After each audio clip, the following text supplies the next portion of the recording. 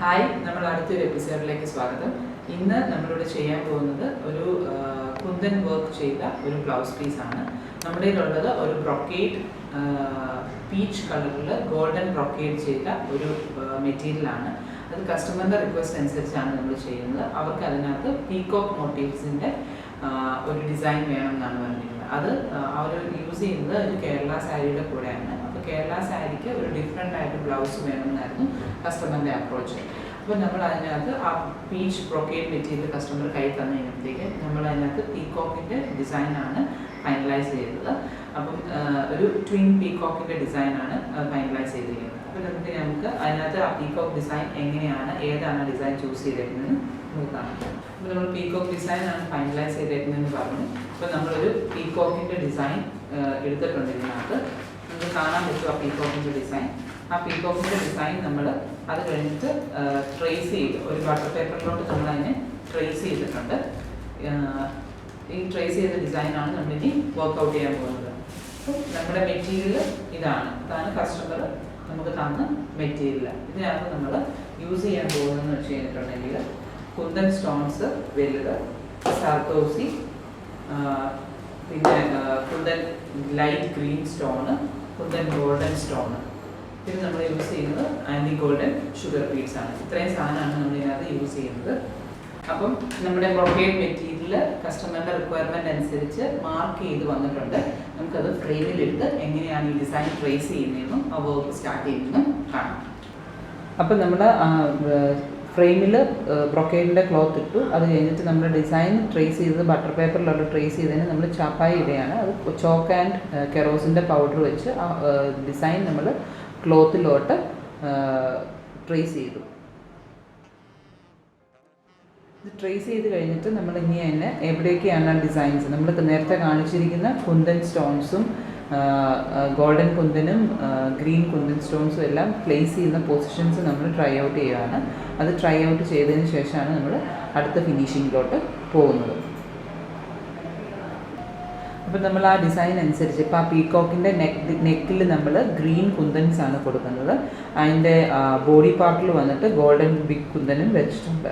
അപ്പോൾ നമ്മൾ ആ ഗ്രീൻ കുന്തൻ്റെ നെക്ക് ലെങ്ത് അനുസരിച്ച്, ഹെഡ് ടു നെക്ക് ലെങ്ത് അനുസരിച്ച് ആ ഗ്രീൻ കുന്തൻ നമുക്കിപ്പം പ്ലേസ് ചെയ്യുന്നത് കാണാം. ഈ ഗ്രീൻ കുന്തൻ്റെ പുറത്ത് നമ്മളിനി സർദൂസി വർക്കും ചെയ്യാനുണ്ട്. ആദ്യം നമുക്ക് ഈ ഗ്രീൻ കുന്തൻസ് കംപ്ലീറ്റ്ലി പ്ലേസ് ചെയ്യാം.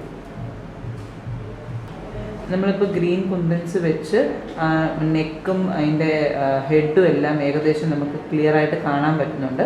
അത് ക്ലിയർ ചെയ്തതിന് ശേഷം നമ്മൾ ഇനിയിപ്പോൾ അടുത്തതായിട്ട് നമ്മൾ ചെയ്യാൻ പോകുന്നത് അതിൻ്റെ ഫെദറാണ്. ഫെദറിൽ നമ്മൾ ഗോൾഡൻ കുന്തൻസ് ആണ് വെക്കുന്നത്.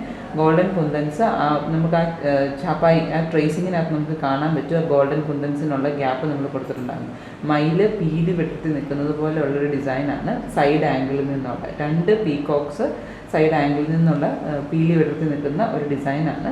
അപ്പം അതിൻ്റെ ഫെതേഴ്സായിട്ട് നമ്മൾ ഗോൾഡൻ കുന്തൻസ് ആണ് പ്ലേസ് ചെയ്തിരിക്കുന്നത്. നമുക്കത് കാണാൻ പറ്റും. ഇവർ മൈന്യൂട്ടായിട്ടുള്ള ഇത് ഡിസൈൻസ് ഫൈനലൈസ് ചെയ്യാൻ വേണ്ടി ഒരു മാച്ച് ബോക്സിൻ്റെ സ്റ്റിക്ക് വെച്ചാണ് നമ്മൾ അതിനെ പൊസിഷൻ ചെയ്യുന്നത്. ഇനി ഇപ്പോൾ ഇത് കഴിഞ്ഞാൽ ഉടനെ തന്നെ നമ്മൾ ഇതിൻ്റെ ഡിസൈൻ നമ്മൾ സെറ്റ് ചെയ്ത് കൺഫേം ചെയ്ത് കഴിഞ്ഞിട്ടുണ്ടെങ്കിൽ ഉടനെ തന്നെ നമ്മളത് ഗ്ലൂ ചെയ്യും. ഫാബ്രിക് ഗ്ലൂ ആണ് നമ്മൾ യൂസ് ചെയ്യുന്നത്. ഫെവിക്രിലിൻ്റെ ഫാബ്രിക് ഗ്ലൂ ആണ് നമ്മൾ യൂസ് ചെയ്യുന്നത്. അത് വെച്ച് നമ്മളിതിനെ സ്റ്റിക്ക് ചെയ്ത് അവിടെ ഫിക്സ് ചെയ്യും. എന്നിട്ട് അതിന് നമ്മളൊരു 10 മിനിറ്റ്സ് വെയിറ്റ് ചെയ്യും. ഓൾമോസ്റ്റ് നമ്മളിപ്പോൾ ഏകദേശം ആ ഡിസൈൻ കംപ്ലീറ്റ്ലി നിങ്ങൾക്ക് കാണാൻ പറ്റും. ആ ഡിസൈൻ ഓൾമോസ്റ്റ് നമ്മൾ എല്ലാ സ്റ്റോൺസ് വെക്കേണ്ട പൊസിഷൻസ് എല്ലാം ക്ലിയർ ആക്കിയിട്ടുണ്ട്.